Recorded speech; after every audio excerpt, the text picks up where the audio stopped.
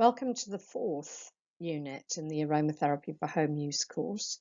Today we're going to discuss peppermint oil, top, middle and base notes and how that affects your blend when you put the oils together. And also we're going to discuss inhalation, how to do it, how to do an inhalation, why, and some recipes as well. So enjoy. When considering blending essential oils, you need to also consider that these oils are either top, middle or base notes.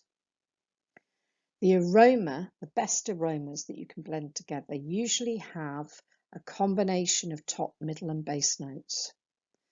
To get the best aroma, that's generally thought is the rule of thumb. The top notes are stimulating, refreshing. They're usually things like lemon, orange, grapefruit, all the citrus oils. Maybe some of the herbs are top notes as well, like thyme, clary sage, basil. They're top notes, rosemary, eucalyptus. And then the middle notes are more warm and soft fragrances, and they evaporate a little bit slower. So they're things like geranium, lavender, chamomile, the floral sort of oils, and anything you can eat like ginger and fennel tends to be a sort of middle note. And then finally we have the base notes. Now these can be very heady, earthy, quite intense aromas that linger for a long time. And they tend to be things like gum resins. So patchouli, rose, jasmine, benzoin, myrrh, frankincense, they're all base notes and they can hang around for a couple of days.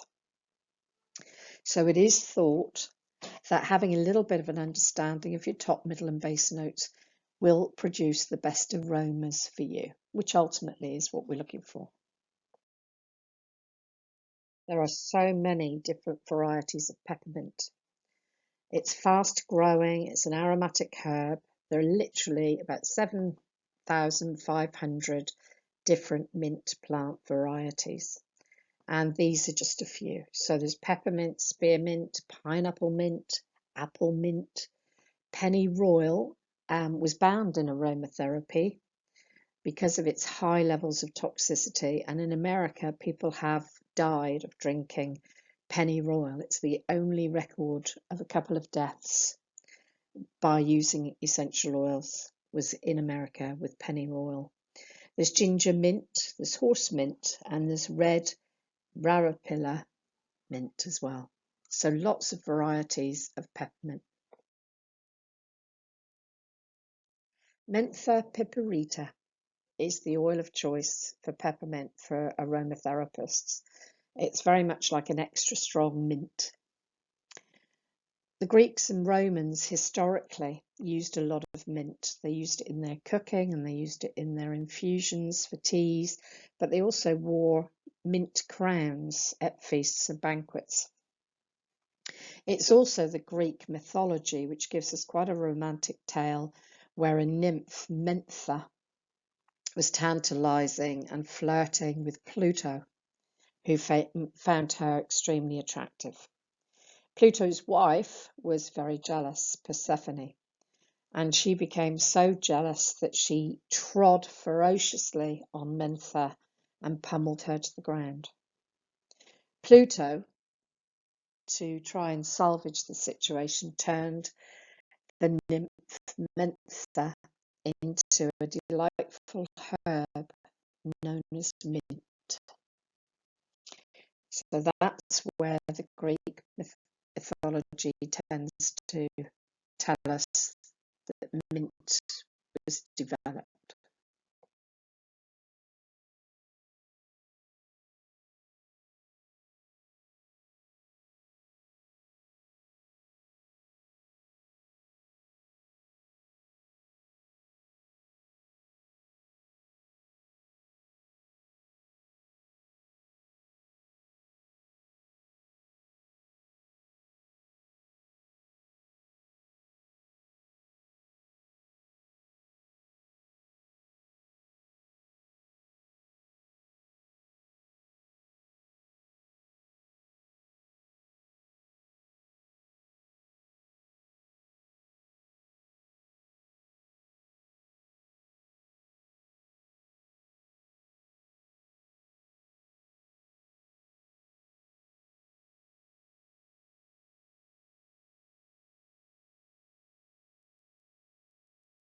So if we look at the four main categories of peppermint oil, we have Mentha spigata, we have Mentha piperita, we have Mentha salviolens, and we have Mentha longifolia, which funnily enough means long leaves. So Mentha spigata is a spearmint that can be found growing all over the world. Wonderful in mint sauce.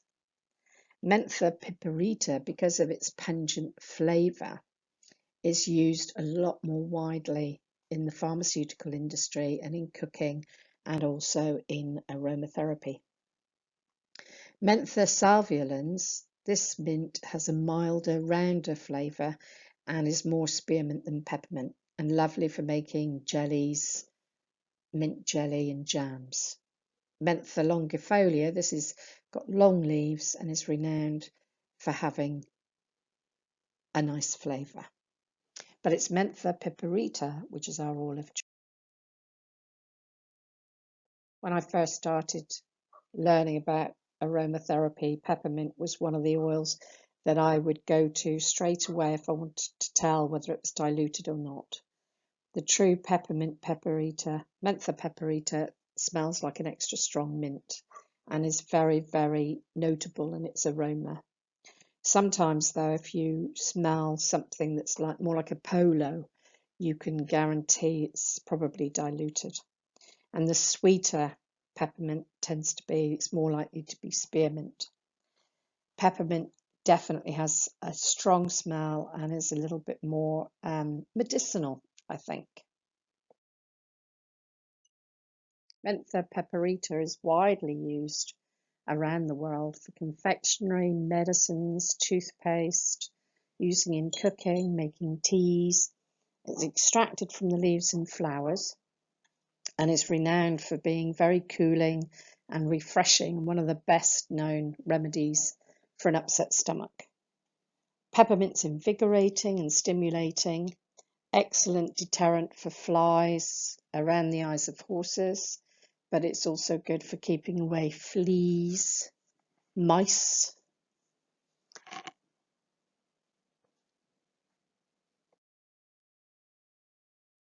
Peppermint, with its cooling effect, is very, very good for hot flushes, heat rash, fevers, for tepid sponging down babies if it's well diluted. It's an antipyretic, so it's very good for itchy skin.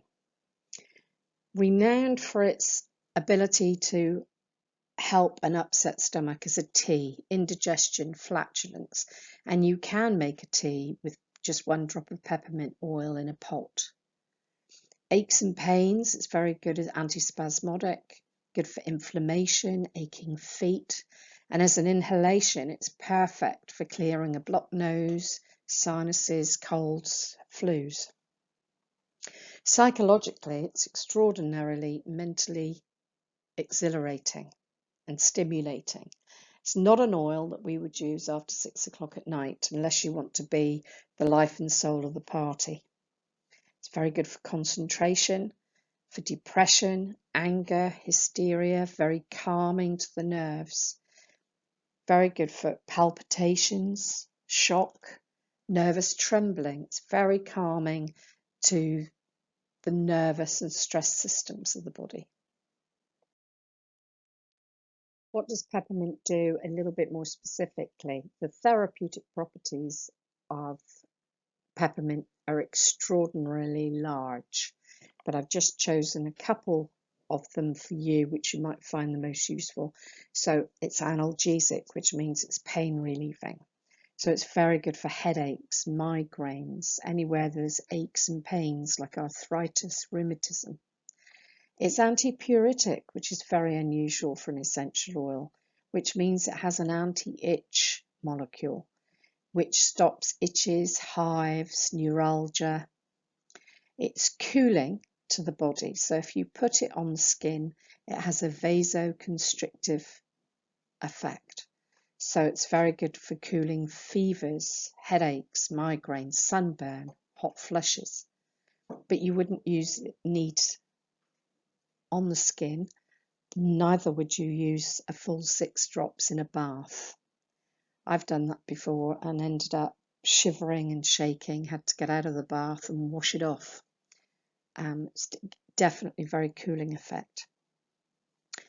Because of its respiratory properties, it's very good to do an inhalation. So it's a good decongestion, it's good for sinus, flu, asthma.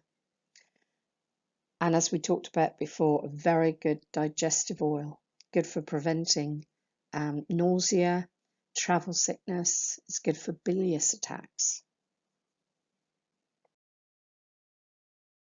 So looking at the safety data of mentha piperita, peppermint, it interferes with the action of homeopathy, which quite a few of the oils do. So that means that your homeopathic remedies will be not working very well if you use peppermint oil while you're taking homeopathic remedies.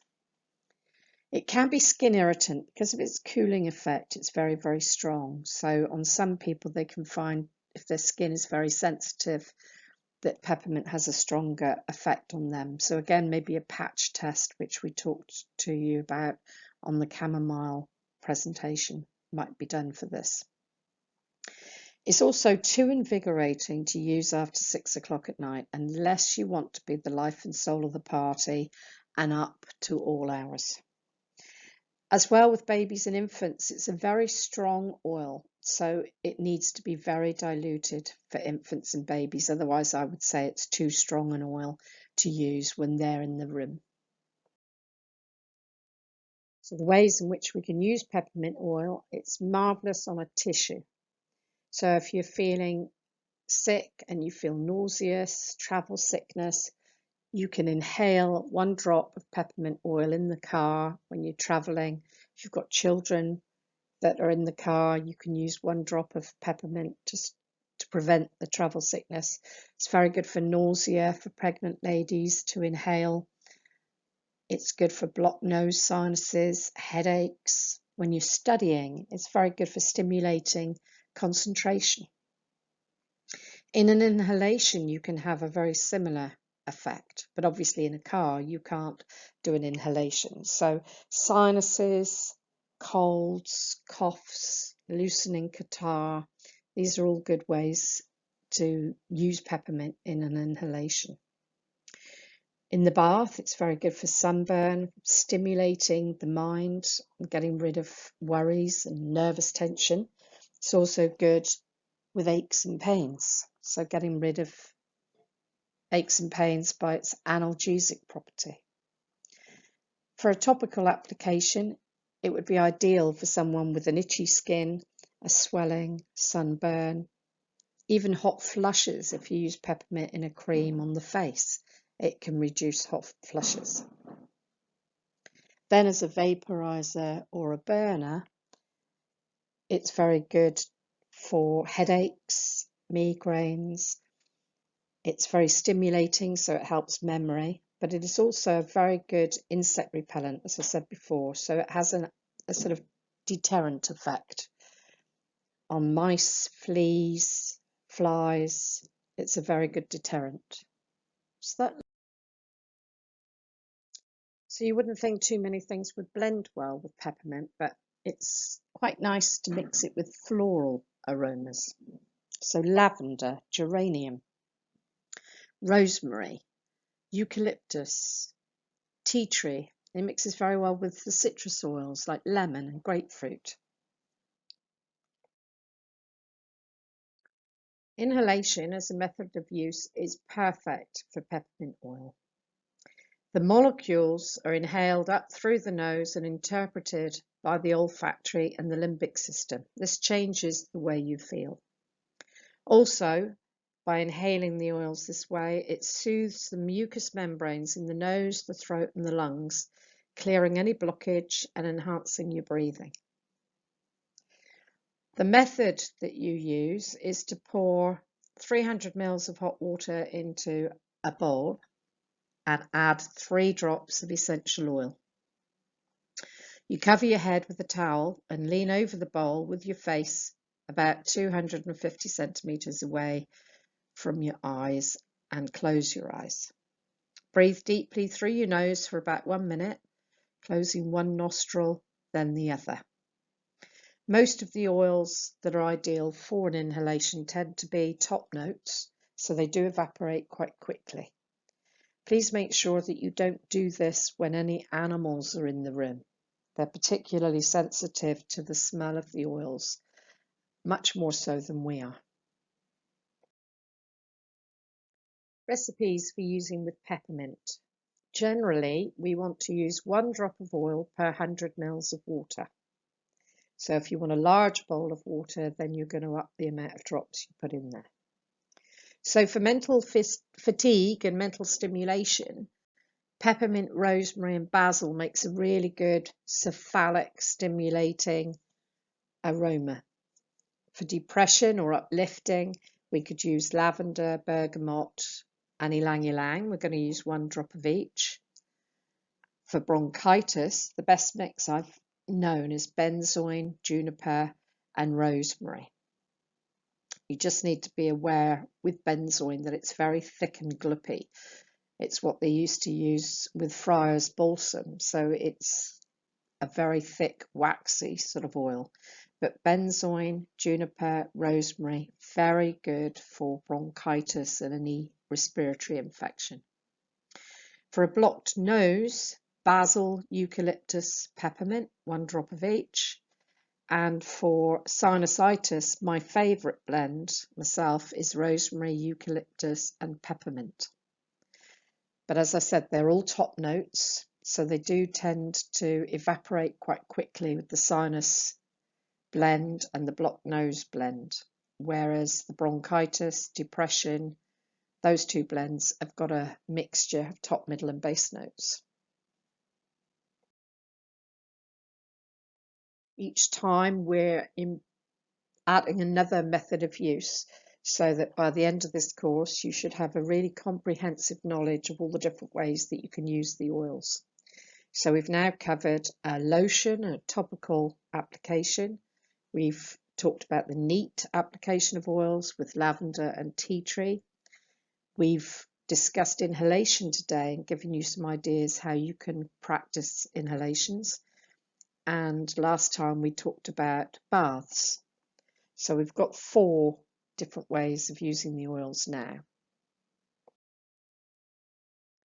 So out of my top 10, we've now identified these personalities almost of 4 different oils. We've got the really versatile lavender, excellent for burns and scalds and can be used neat. We've got the stimulating, cooling peppermint, which is very good for travel sickness, nausea, very stimulating. We have chamomile, which is very soporific and soothing and calming, good for children and the elderly. And we have basil, which again is very cephalic, very head clearing, good for the digestive system. So you have 4 very different personalities of oil, and we'll go on and learn about some more.